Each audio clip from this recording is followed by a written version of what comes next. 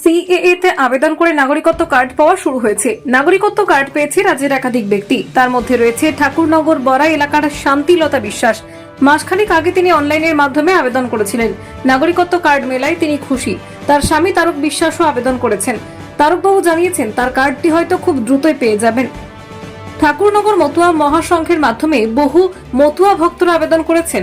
Card দেওয়া শুরু হওয়ায় খুশি সকলে। নরেন্দ্র মোদী ও শান্তনু ঠাকুরকে ধন্যবাদ জানিয়েছেন তারা। দীর্ঘদিন ধরে আপনাদের তো দাবি ছিল সিএ নিয়ে, নাগরিকত্ব নিয়ে, এবার তো সার্টিফিকেট পেয়েছেন, কি বলবেন, কতটা খুশি? বিশাল খুশি, মানে যার কোনো নাই, শেষ নাই। এবং আমি তো পেয়েছি, এরপরে আমার যারা হিন্দুরা আর কি বাংলাদেশ থেকে নির্যাতিত হয়ে এসেছে তারা যেন সবাই পায়। মোদিবাবুর কাছে এবং শান্তনুর কাছে এই আমার আবেদন, এবং তাদের আমি প্রার্থনা জানাই যে খুশি আমি।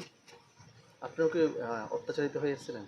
হ্যাঁ, আমি যেদিন আসি তার এক সপ্তাহ আগে অন্য পাড়ার একটা ঘরে মানে ইট পাট খেল ঢিল মারতেছে। কেমন মনে হয় এখন সেই দিনটা মনে পড়লে? সেই দিনটা আমার এখনো চোখের সামনে ভাসে। এখন ভালো লাগছে? হ্যাঁ, এখন ভালো লাগছে যে এখন আমি কি ভারতীয় নাগরিক হিসেবে গর্বিত? হ্যাঁ, আমি এখন ভারতের একটা নাগরিকত্ব মানে পেয়েছি, এর জন্য আমি গর্বিত। কি নাম আপনার? শান্তিলতা বিশ্বাস। তিনি অ্যাপ্লাই করছিলেন এই আমাদের নাগরিকত্ব কার্ডের জন্যে। কতদিন আগে? ওই 1.5 মাস আগে আচ্ছা, অনলাইনের মাধ্যমে? অনলাইনের মাধ্যমে। আমার হারিং ছিল বারাসাতে হেড পোস্ট অফিসে। ওখানে গিয়ে হারিং করার পরে আমার কার্ডটা যেদিন হারিং করছি তার পরের দিনকে আমি পেয়ে গেছি। আজকে সকালে আমি হাতে পেয়েছি। আচ্ছা, মোবাইলের রয়েছে? মোবাইলে আমার রয়েছে। আপনার বাংলাদেশে কোথায় থাকতেন? বাংলাদেশে আমার বাড়ি ছিল খুলনা ডিস্ট্রিক্ট, মোল্লাহাট থানা, ডাবরা গ্রাম। কত বছর আগে এসেছেন? আমি 37 বছর আগে আসছি। তারপরে এই সিএ নিয়ে আন্দোলন হচ্ছিল, কি বলবেন? কী বলবো, এটা তো ফলস। এটা তো আমাদের ন্যায্য অধিকার দিয়েছিলেন আমাদের মানে ভগবান তুল্য মোদী সরকার। তাকে হাজার হাজার বার নমস্কার জানাই। আমাদের জন্য তিনি যা করছেন তাদের ঋণ, আমি মনে করি যে আমি হিন্দু হয়ে তার ঋণ শোধ হওয়ার মতো আমাদের কোনো ভাষা নেই। তাকে ধন্যবাদ জানানোর মতো ভাষা নেই। বাংলাদেশ থেকে কেন এসেছিলেন? বাংলাদেশ থেকে এসেছিলাম, অনেক কারণ ছিল।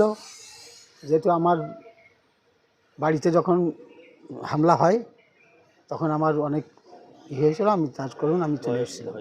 হ্যাঁ, চলে এসেছিলাম। আপনার স্ত্রী নাগরিকত্ব পেয়েছেন? হ্যাঁ, আমার স্ত্রী নাগরিকত্ব কার্ড পেয়েছে, শান্তিলতা বিশ্বাস। আপনারটা আবেদন রয়েছে? হ্যাঁ, আমারটা রয়েছে, আমারটা ক্যান্সেল করি নাই। আমাকে অফিসার বলেছেন যে আপনি শুধু এই ডকুমেন্টসটা আনিয়ে দেন, আপনারটা শুধু আমার বাংলাদেশের তো, যে কোনো আমি বাংলাদেশের মানুষ, আমার বাংলাদেশের জন্ম, এই ডকুমেন্টসটা আমার কাছে চেয়েছে।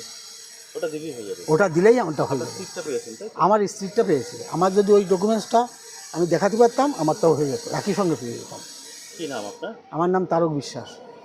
দীর্ঘদিনের আন্দোলন, এবার কিছু মানুষ গতকাল আজকে নাগরিকত্বের যে কার্ড সেটা হাতে পাচ্ছে।